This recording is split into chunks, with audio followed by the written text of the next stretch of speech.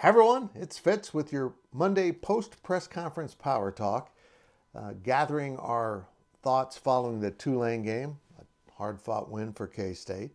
They didn't play very well, and moving into now the first game against a Big 12 foe in Arizona as part of the non-conference schedule, and what needs to be worked on. So Monday's press conference was interesting. I asked a lot of questions about where this team's at, what it needs to improve on, and most notably about why isn't Dylan Edwards being used more on offense? And Chris Klieman was pretty honest. He said he needs to be. They need to figure this out.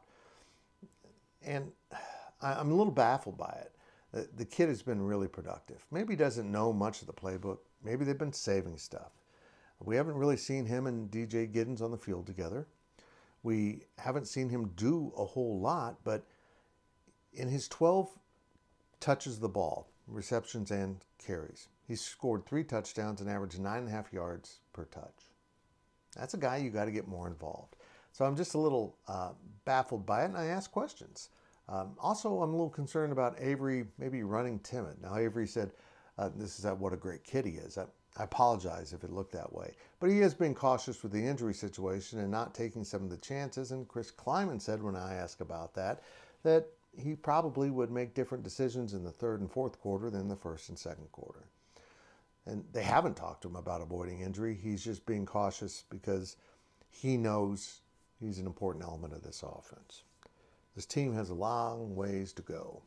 And if they don't get there, or at least further along that journey, on Friday night, Arizona's going to beat them. Now, Arizona had a similar performance at home against Northern Arizona, so they're not exactly flying into Manhattan feeling like world beaters. But they're both 2-0.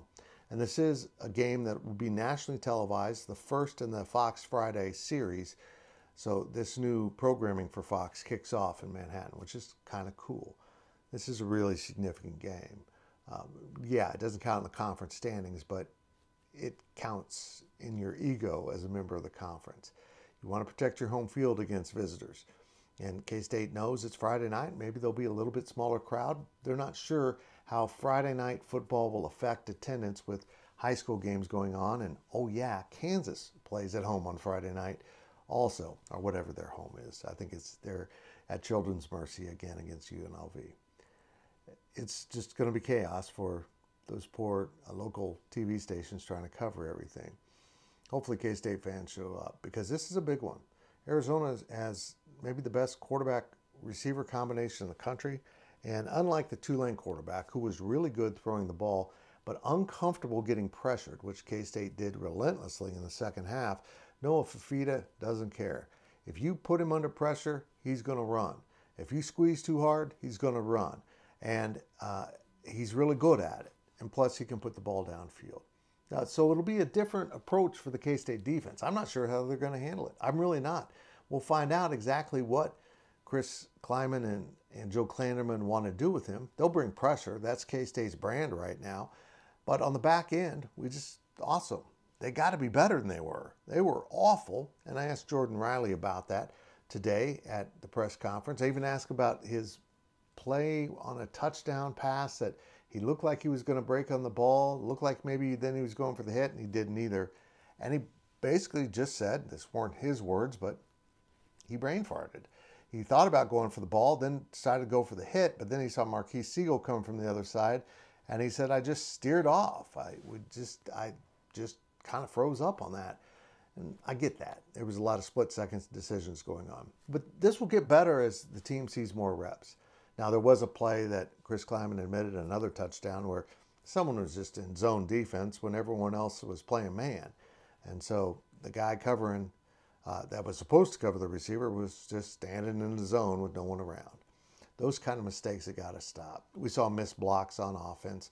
We saw, clearly missed assignments. If you've got the quarterback bootlegging to your side, you don't leave your man standing in front of you totally unblocked to make the tackle. It was just the whole thing was out of sorts at times. They better get in sorts because Friday night is a big game. They've been making mistakes. They've been hiding stuff in the playbook.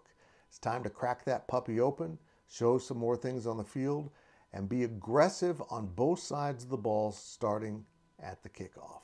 It'll be interesting. We'll have more throughout the week. Our schedule's a little bit time crunched because of the Friday night game.